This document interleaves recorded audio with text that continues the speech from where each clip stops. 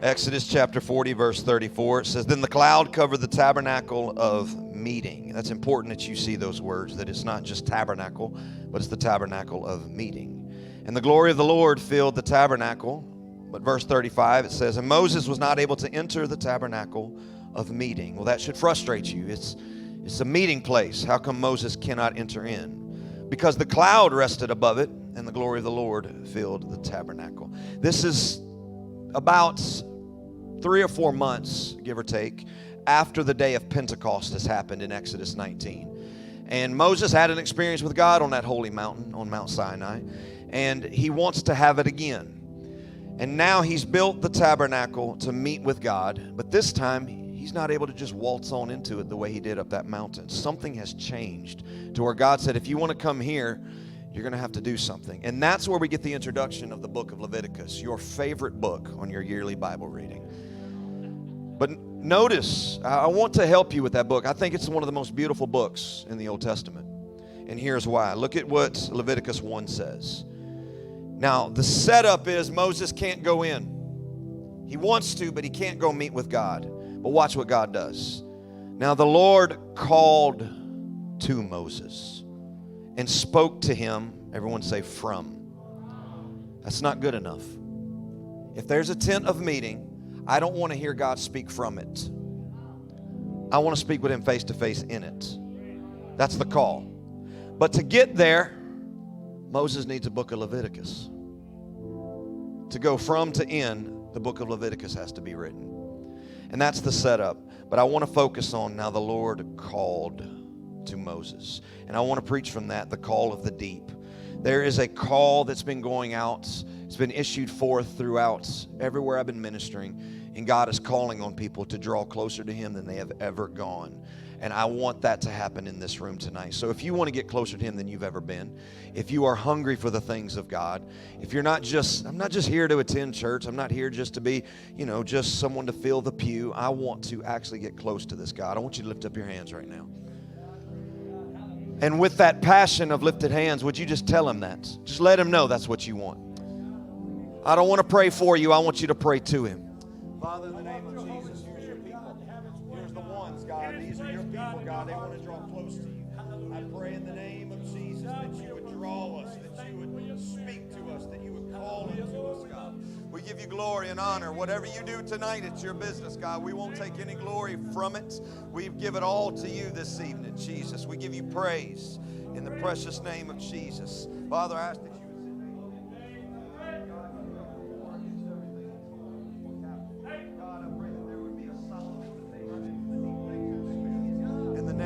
Jesus. We give you glory and honor. Would you give the Lord a hand clap?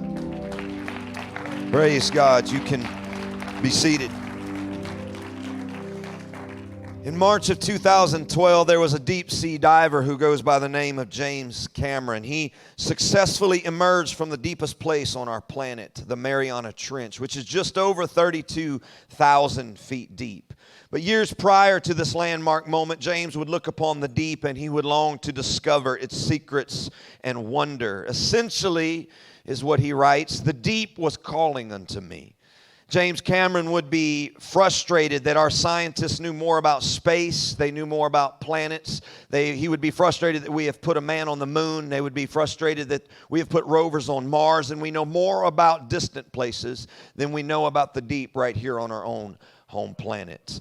And so he says that deep was calling him. If you can put that image up there for me. To plunge to the depths, he and a group of scientists would have to build this vessel. This vessel was capable of making the journey because the pressure at the bottom of the Mariana Trench was 16,000 pounds per square inch. They had to develop a vessel that could withstand that type of pressure. And to put that into context, 16,000 pounds per square inch is the equivalent of 3 full-size trucks sitting on top of you. That's how much pressure is at the bottom of the deepest place on our planet. And so they would call this vessel the Deep Sea Challenger because they knew the challenge that would be set before them in going to the bottom of the ocean. And the Deep Sea Challenger would be constructed of thick metal, and it would accommodate only one passenger. James Cameron would be the only one that could squeeze himself into this vessel. Once he got into the tight quarters, from there he would begin a 2.5-hour descent into the abyss. This is something that has happened in our time frame that we have seen, that he said, I know that we have dove to the bottom of the Mariana Trench. I know that we've gone there, but we've never stayed there for any length of time. He said, I want to go there and I want to stay there and study the depths. And when I read this, there was something spurred within me that had the same calling. I said, I know that we visit the deep in a church service. I know that we go there on a Sunday. I know that we happen to stumble upon it on Wednesdays.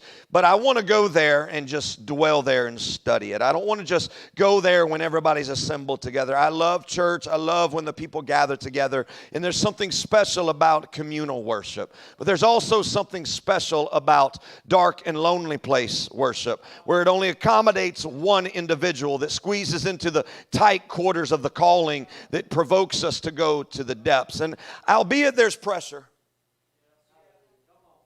because we care a tremendous amount of what people think about us when we go deep. There would be a man in the Bible who would have the same call. Moses would also hear the voice of deep waters calling him. This call began in Exodus 3 when Moses would meet a holy God standing upon holy ground while looking upon a burning bush. Little did Moses know that this average, everyday, mundane, not very exciting, not very impressive burning bush would not be consumed by fire, and it would be prophetic for him that if a bush can hold the glory of God, then it could testify to a man made in the image of God to hold it as well. This holy moment provokes him to lead 2 million people out of the secular culture and society that they had been living in. And after exiting their world through the baptism of the Red Sea, they find themselves in Exodus 19. I encourage you to go home tonight and read the book of Exodus and get to, if you want to, skip to Exodus 19 and read that episode, because that particular setting takes place 50 days after the Passover, which is Pentecost. And God calls Moses right there again. He started at a burning bush, now he's at a burning mountain, and God's still calling him to go from one dimension of glory to the next, because God never designed us to stay at burning bushes. He designed us to move on to burning mountains. A burning bush is great, that's amazing, but that's the invitation to the burning mountain. And now Moses is standing there at a burning mountain, Pastor, and he looks up at it. And God calls him up there, and he goes on up. And you've heard me talk about this moment before. And he goes up, and he's with God, and he sees the hinder part of God. And God hides him behind the cleft of the rock. But there's still something within Moses that wants more. I've seen the hinder parts. I want to see his face. We know that he does because the Bible says that God met with Moses face to face like a friend. But that happens when somebody graduates from burning bushes to burning mountains to tabernacles of meeting, where he says, I want to go as deep into this thing as I can go. I want to dive as far down as I can go. I don't want it on Sunday. I don't want it just on Wednesday. I need to have it on Thursday. If I've got to wake up at 3 in the morning, if he bids me come. If I've got to wake up at 6 in the morning. Whenever he calls, I want to see him. But in Exodus 19, it tells us that he saw fire. He saw smoke. He saw flashes of light. There were crowds everywhere. All 2 million Jews were standing there. Where he experienced a highly emotional move of God's presence with a demonstrative move of power and majesty. And God would give him the 10 commandments to live by and to be governed by. And God would give him the blueprints to build a tent of meeting. And yet now in Exodus 40, after all the smoke, after all the fire, after all the crowds, there's no smoke. There's no lights, there's no crowds, there's no emotions. At this moment in your Bible reading, Moses is approximately 9 months removed from the highly energetic mountain experience that had been Exodus 19. But now he's a priest. He was anointed as a priest on that mountain. And God said, okay, now that you're a priest in the valley, I expect you to know how to get here without me having to have smoke and lights. Without crowds. I want to know if you can get there. And so you can imagine Moses is now passionate. I've been with him before. I had an experience with him on the mountain. I have to experience him in the wilderness. And so he comes with his blueprints and he begins to construct a tabernacle. And a tabernacle doesn't look the way we do church today. It actually started with the altar. It didn't end with one. And so, my brother, if you can come over here, if you can just come stand right here. And if you don't mind, just get on all fours. You're going to be an altar if that's okay. If you can come here, I want you to come and face him like this. Give me some basketball hoop arms. Just come right here where I'm standing. We're going to build a tabernacle. This will be the laver of water. Okay, so now I need you to come over here. I need you to be the table of showbread. Face the platform. Give your arms out like that. That'd be amazing. Back up a little bit. Back up. We got to build it just like it is in the Bible, okay? My brother, you're taking notes. I don't want to interrupt you. Let's see. Brother, if you can come with me. I'm not going to use you. You told me not to use you tonight. No, I know better. Come on. If you don't mind, if Brother Clark, if you can stand right here and just put your arms like that and give me some spirit fingers, that'd be amazing. If you can stand right here, face them. If you can just do your arms like this. When your shoulders get, because your delts are going to start burning, I promise. When your delts start burning, just put your arms down. Well, you can't because the Bible said to never let the fire go out. So that's bummer. All right. So, Pastor, I want you to come stand right here. And, brother, I want you to come stand in front of him. I want y'all to just stretch your arms out towards one another. In fact, I'm going to make it easier on y'all. Just set your arms on his shoulders just so you can relax and rest. And you do the same thing. You do the same thing. Okay. I want you to face that way, just like that. Thank you, brother. All right, so this is how it worked. Moses builds this tabernacle, okay? This is the altar. This is the water basin where they would wash. This is the candlestick so they can see where they're working. This is the table of showbread where they would eat bread in the presence of God. This is the altar of incense. And this is the mercy seat. And Moses builds it and he says, look, we're going to meet with God now. We're going to have the mountaintop experience in the wilderness. And when he builds it, he's getting ready. He said, I'm going to go in and see God. And then all of a sudden, the presence of God fulfills his promise. And he says, I'm coming. You built that house. I'm coming down. And he comes and rests in that place. And Moses is like, oh, here we go. And he steps in and the presence of God shoves him out. And then all of a sudden he hears a voice in Leviticus 1. God said, Moses, I'm calling you. I want you out here on a Monday. Not just Pentecost, not just crowds, lights, smoke, fire. I want you out here by yourself. When nobody's watching you, I'm calling you. And the voice of a deep God was calling him. And he would look around and he would say, there's a lot of pressure right now. But I got to get over there. I had an experience with him and an energetic service. And I got to have him every single day now. And then all of a sudden, he begins to write. And Moses, this is where you get the book of Leviticus. And you don't think it's important and you think it's a lot of legalistic rules. It's in the Bible. It's there for a reason. The whole premise of the book of Leviticus is don't touch anything dead. The blood that exits the body, it no longer has life, that's dead. Don't touch dead skin, it no longer supplied by the blood, it's dead. Don't touch a dead body, the blood's not flowing through it, it's dead. Don't touch anything dead. Why? Because I want to get to the living God. Anything where the blood is no longer flowing, we're not going near it. And so he begins to write this book on let's not touch anything unclean because I want to go to the perfect holy God. I want to appear before him. And so he begins to write. He said, you know what? Here's what we need to do. We need to offer an animal sacrifice. And before we do that, we're sinners. We're sinful beings. We got to recognize that and reconcile that. And he's not. So to go near him, I have to be cleansed. And so what does he do? He takes an animal sacrifice, puts his hand on his head as a priest. All of the sins transfer to the animal. They send it out in the wilderness. Why? That's where sin belongs. It don't belong here.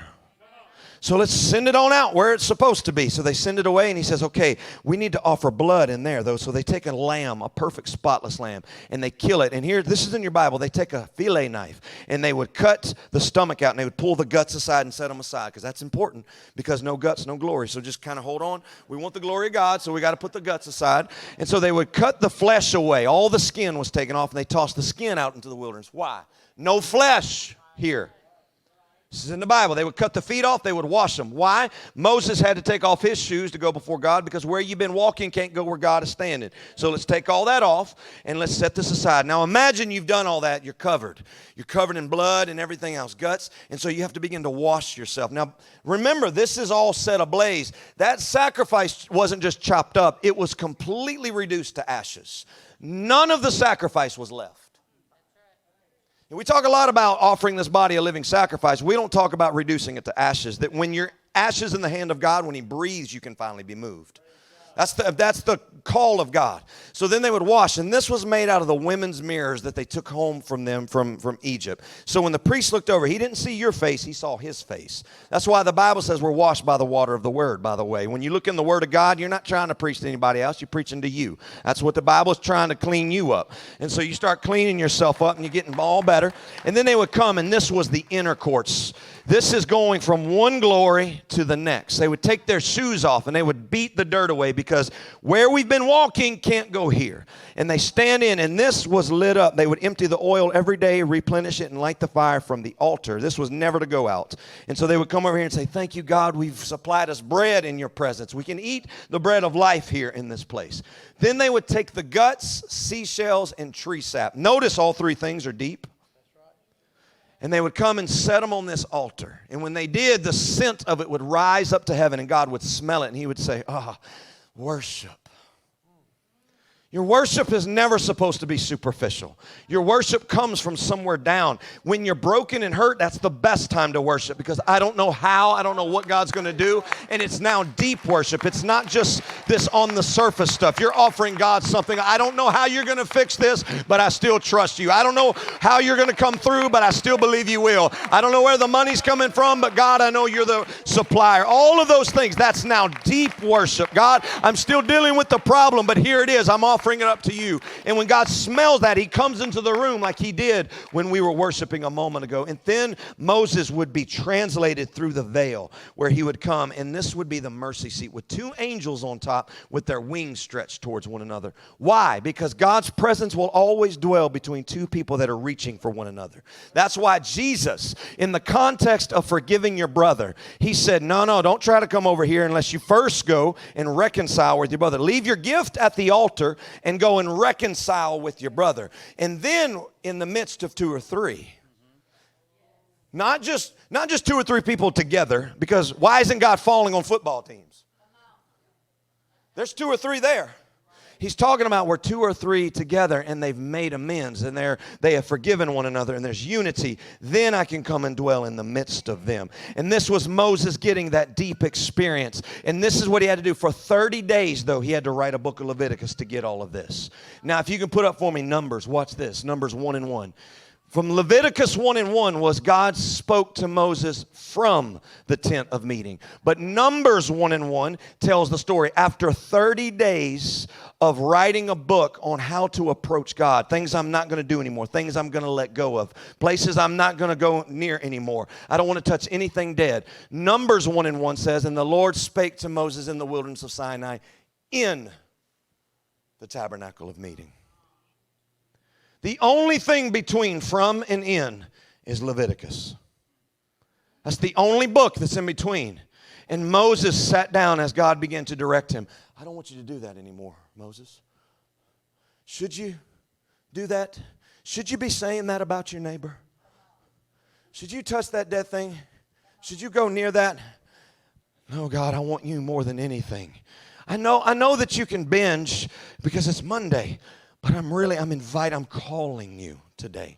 I want you to come and talk with me. I need somebody to intercede for the leadership of the Pentecostals. I need somebody to pray for Brother Breyer. You notice that he was maybe dealing with something. Would you intercede for him? I'm calling you. I need somebody to pray for the pastoral staff. I need somebody to pray for the church. I need somebody to pray for Sunday that's coming up. And God is inviting every single person in this room, every single day of the week. God's eyes are going to and fro throughout all the earth, looking for one who's going to stand in the gap on behalf of God. And where God is speaking in heaven, he needs a human to say it in the natural. But we have to listen to heaven and hear what heaven is saying. And when we repeat what we heard from heaven and we say it in this place, God always backs it up. He's looking for Samuels where when we speak, he won't allow your words to fall to the ground. Because I've heard what heaven has said and I'm just repeating it. But to get there, we have to allow ourselves to begin to write some book. Your book of Leviticus won't look like my book of Leviticus. That's why I don't talk about certain things God's asked me to give up. But I've got a lot of things that I'm just like, no, it's going to take away from time that I can spend with God. It's not about taking a measuring stick. This is what we used to do. We would take a measuring stick and we would set the end of it right here, and we would back up and we would say, let's see how far I can get from the wilderness. Let's see how far I can get from the world. The whole point of all of this is to turn the measuring stick around and say, let's see how close I can get to God. That's the whole point. I want to see how close I can draw to the presence of God. So I'm going to write a book of Leviticus, not to brag about what I gave up, but I want to get closer to the God that I've experienced on the mountain. I want to be as close to Him as I can possibly get. But here's the beauty of it. The glory of God fell in a tent of meeting, and then God began to walk amongst us. John 1 said, in the beginning was the Word, and the Word was with God, and the Word was God. John 1:14 says, and that Word became flesh and dwelt. The word dwelt is the Greek word for tabernacle. Jesus came down, and this is why John said, we beheld the glory of God. Of the only begotten Son, it was all over Him. The glory of God was all over Jesus. And in Him dwelled the fullness of the Godhead bodily. There was this tabernacle that was Jesus, and He was full of God. And God was standing amongst us, and we began to see Him face to face. But Jesus comes and He says, if anybody wants to come to me, and if you love your father or mother more than me, you're not worthy of the kingdom. What He's saying there, He's like, don't hate your mom and dad. That's not what the Bible's saying. It's saying, I want you to love me more than anything else. I want to be preeminent. I want to be above everything. Draw close to me. That's right. You guys can sit down.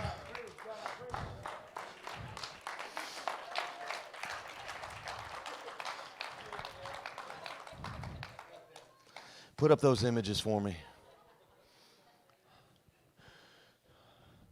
I was stunned when I read this article from James Cameron, because this is what he said. He said, when I dove to the bottom of the Mariana Trench, he said, I was expecting to see an entire ecosystem of fish. I really expected to see tons of new life down there. But Sister Gina, this is what he said. He said, I was frustrated because when I got to the bottom, I didn't find many fish. And when I read that, the first thing that came into my mind was, straight is the gate. The word straight means minimal margins. You just don't get to do whatever you want to do anymore because you were bought. No, you're not that you're not your own, for you were bought with a price. And so now if He calls on me to pray, God has woken me up the past month every morning at 3. And I wake up out of a dead sleep. And I was frustrated. I said, God, can you call me at maybe 8? And on the third night, God said, you're not your own.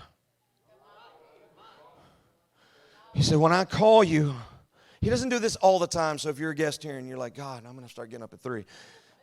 No, when God wakes you up, you sit up and you look at it as an opportunity to go spend time with Him.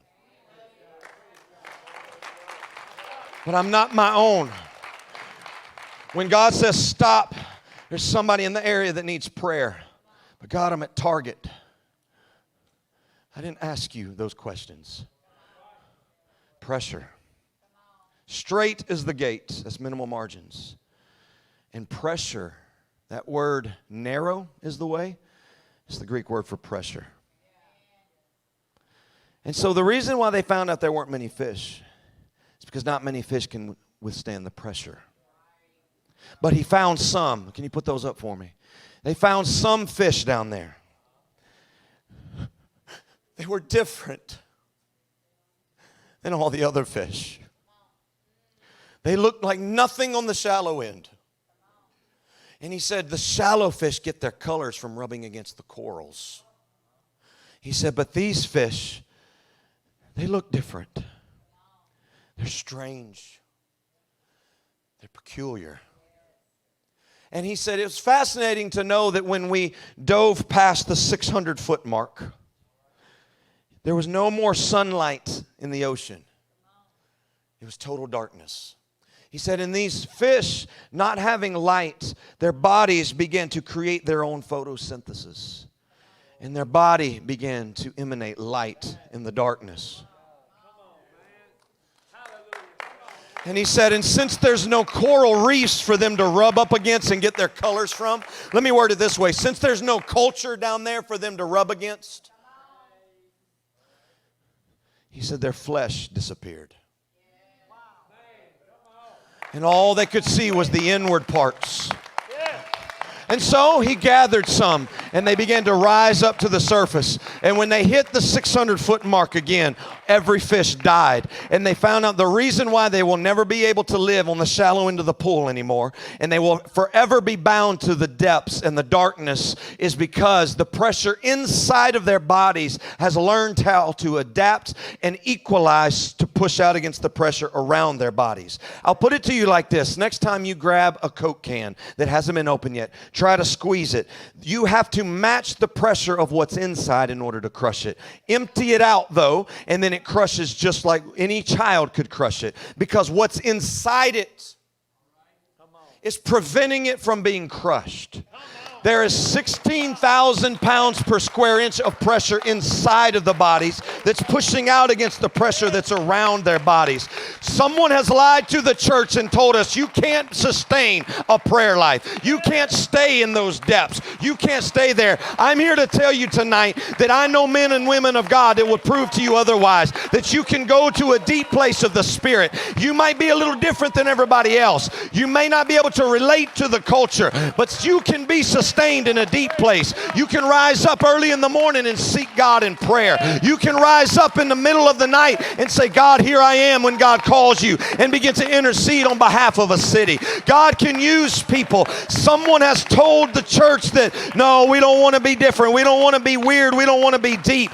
What we need is spiritual people. How can you tell somebody about heaven unless you have visited a heavenly place in prayer and then brought it with you? The thing that we have done, and you hear me close, what we have done in the past is, rather than letting what is inside of us that we got in a prayer meeting show out because our flesh disappeared, what we have done is we have cloaked what we saw and what we felt, and we walk in and we tell people about how spiritual we are. Let me tell you a secret. If you're spiritual, you don't have to tell a soul. Everybody's going to know it.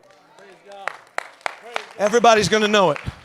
And I think it funny, and I also think it interesting, the parallel that when Moses came off the mountain, his face was shining with the glory of God. But he said, no, let me cover it up. And that's what we do. We cover it up with our own works. And people ask us, how did you get so spiritual? Well, this is what you got to do. You're going to have to give up X, Y, Z, and you're going to have to pray this amount of times. Here's what God will do. He'll call. And you answer. And what he tells you, go do it. And it's going to be often very different than what he might tell the next person and the next person. And when you come into church, everybody's going to know. And when they ask you, how did you get like this? You just look at them and say, he called me. He extended the invitation, and I ran after him with everything I had. There is a call that's been going through the earth in this last hour that has been calling people to a deeper depth. I have felt it here the last several times I've been in church with all of you. I felt it here again tonight. There were people with hands raised, and they said, God, I just want as much of you as that I could possibly get. I believe that God is prophetically going to raise up multiple intercessors in this church. He's going to raise up people with the ministry of prayers and extended prayer meetings. I believe God's going to call some of you on 24-hour prayer chains, and you're going to be connected to a whole group of people. I believe that God's going to raise up prophets in this last hour. He's going to raise up Bible study teachers. He's going to raise up more people. There's going to be small groups talking about the things of God, and where you're in those small groups, you're going to tell people, we didn't get spiritual by our own merits and deeds. He called us, and we're just going to teach you how to hear the call. That's all we're going to do. We're going to teach you how to perk your ears up and hear when he calls from, and you're going to have an in moment. Would you lift up your hands right now? Would you just exercise that call right now and just say, God, I want to be as close to you as I could possibly get. I want to draw near unto you, oh God. Call on him, and he's going to bid you come. Musicians, would you come up here?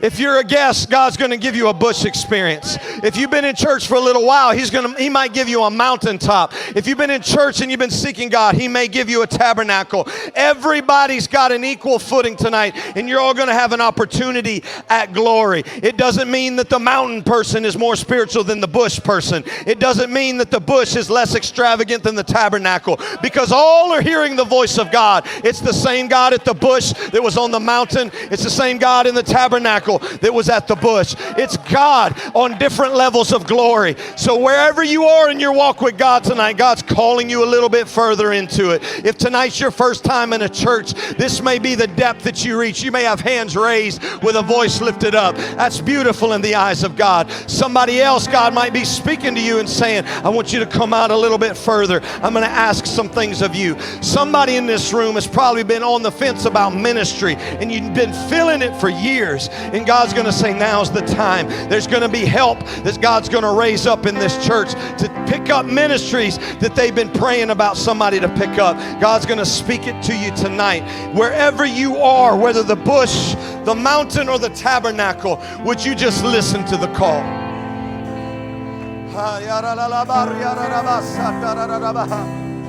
It's the will of God that we still lay hands on people and we feel an unction in the Spirit.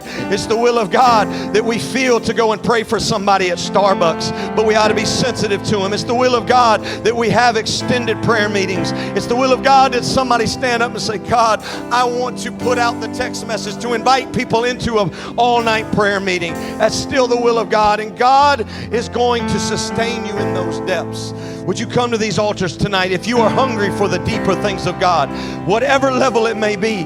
Would you just come up here and would you cry out to Him and respond to that call? God, whatever you ask of me, I want to go as far into this as I can go. Here's what you'll get. Here's what you get. The Bible said that Moses met with God at the door of the tabernacle as a friend. That's what you all get. God is no respecter of persons. God doesn't have favorites. God has intimates. He don't have favorites, but He has those that come after Him and respond to the call. You get to meet with Him face to face. Moses didn't just see the hinder parts. He got to meet with God face to face.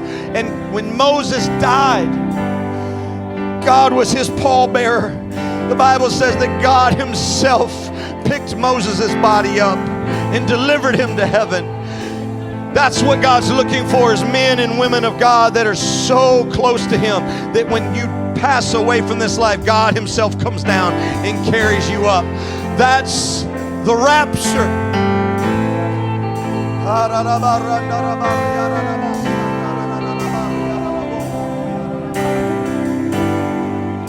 Come on, that's it. Whatever He asks of you, begin the plan now of how you're going to run after Him. Write your book of Leviticus. If God says, I want you to pray every single day, however many minutes He tells you, write your book of Leviticus and say, this is how I'm going to do it. If God's calling you into ministry tonight, here's where you begin. Go and let one of these pastoral staff know and let them know, hey, I'm feeling a tug, I'm feeling a call, but I don't know what else to do with it. They're going to help you. That's going to be the introduction to a deeper level. If God's calling you out even further to do more for Him or do less of you, respond.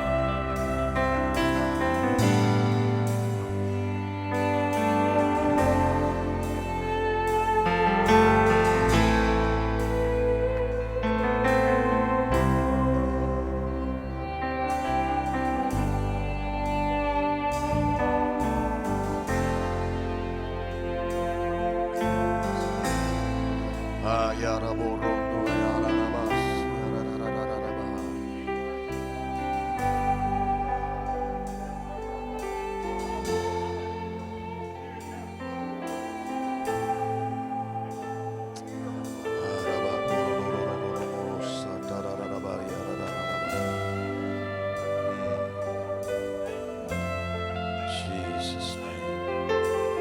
Jesus' name. Jesus' name. Come on, that's a sign of the deep. There's no waves in the depths. There's no extravagance in the depths.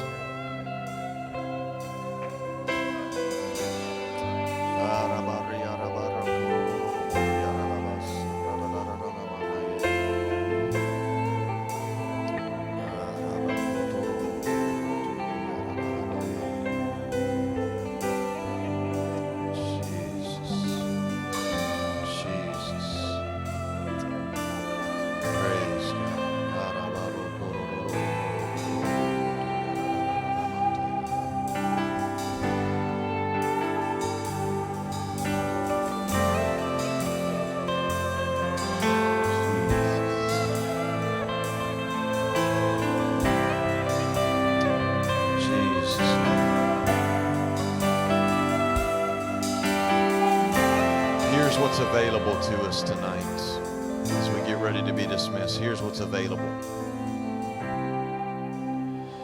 There's a strange passage at the end of the book of John that on the surface doesn't make a whole lot of sense. Jesus asked Peter 3 times, "Do you love me?" "Yes, I love you." He asked him again. He said, "Yes, I love you." He asked him a 3rd time. He says, "Lord, I love you." What is hidden in that text is quite clear in the original Greek. God asks him the first time, "Peter, do you agape me?" And the word agape is deep relational love, the type of relationship between a spouse. And he says, "Yes, I phileo you." Peter's response was not agape, it was friendship love. The Greek word phileo means like a friend. And Jesus asked him a 2nd time. He said, no, I don't think you heard me the first time. I said, "Do you agape me?" And Peter says, "Yes, like a friend." And the 3rd time that Jesus asked Peter that, Jesus says, "Do you phileo me?" And so you have to notice that the call went out 2 times. I'm offering intimacy. I'm offering something deep to you. Can we just stay at this level? Peter was obviously in relationship with God, right? I'm not making this a heaven or hell thing. Okay? Peter was in relationship with God. But that 3rd and final call, Jesus came to his relational level. He said, "Okay, I'll love you like a friend, but I was offering you deep love. I was offering you a deep relationship."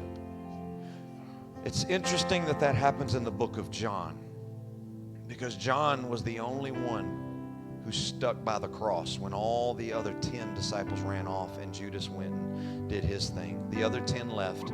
There's John standing there. And then after Jesus' resurrection, John's with Peter while he's fishing. And John turns to Peter and he says, "That voice on the shore calling to you, that's Jesus." Peter didn't even know it was Jesus. And when Peter heard John, he jumped out of the boat and swam. Sure enough, it was Jesus. When Mary came back and told all the disciples, "Hey, Jesus resurrected," they all doubted it, not just Thomas. But John said, "I believe it." John was also the only one that was wide awake in the garden when Jesus prayed. John's the only one who got a gospel, an epistle, and a revelation. The things which were unlawful for Paul to write, and the thing that God told Daniel to seal up and not tell anybody about. An angel told John, he said, "These things which you see, tell everybody." The ones who get deep, the ones who say, "I want to love you on every level possibly available to me. I want to go as deep into this as I can possibly go," they get gospels. They preach the gospel a little different. They write epistles and they get revelation. It doesn't mean that God's not in relationship with Peter. It just means that John got a little deeper. And so the offer is extended to all of us. It's as deep as you want to go. I'll come to your level, but the offer is out. I'm offering you something deep in this end time hour. So as we're dismissed, go write a book of Leviticus. God has called us. God, I want to draw as close to you as I can get. So this is what I'm going to do. I'm going to pray a little more. I'm going to seek your face a little more. And don't measure the depth of how deep you go and say, I went down 1,000 feet today. When you go deep, nobody measures, but everybody knows when Moses comes off the mountain and your face is shining. Everybody's going to know it. You don't have to say a word. Just when you preach like you pray. When you teach like you pray. When you invite people to church, let whatever's on you in prayer be on you when you give the invitation. When you sit with people at the hospital, whatever you felt in prayer, bring it to the hospital. When you go and you bring it into this church service, whatever you felt in prayer, bring it here. That's all you do. And it's as simple as that. And everything starts to change. Everything starts to change. God may not answer your prayer immediately, but you'll have strength when problems arise. That's what happens to the deep. So would you lift up your hands one more time before we're dismissed? Father, I thank you for these precious people. God, your call is out. I believe there's going to be intercessors rise up. I believe there's going to be powerful men and women of God in this church in this last hour.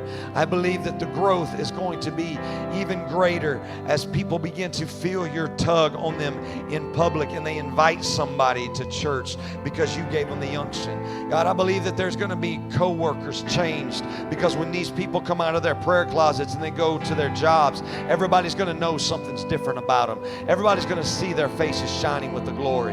God, I believe that church services are going to be even more dynamic than they've been because, God, your people have been with you in the deep places. Father, we'll give you all glory. Whatever happens, it's not because we wrote a book of Leviticus. It's because you called us. God, whatever you do through us, you get glory. Whatever you decide to do in this hour, God, you get praise. We'll give it all to you. We won't fail to do it because we love you and we love what we felt in your presence. In the name of Jesus. Hallelujah. As you're dismissed tonight, would you just love on somebody? Would you hold somebody accountable? Would you let somebody know, I want to go deeper, you want to go with me? Whatever God is calling you to do, would you just go there?